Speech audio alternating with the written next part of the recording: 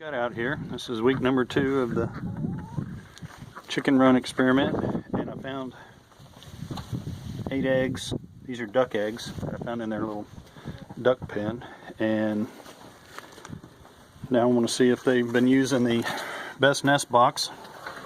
Oh yes, success!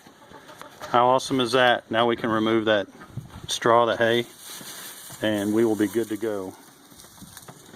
That was one of the things that they suggested online, ways of getting them acclimated to the Best Nest box. So now that we got that done, that's great news. Let's just peek in here, see if there's anything going on. I don't see anything. Everything looks pretty good. I gotta clean out the coop this weekend.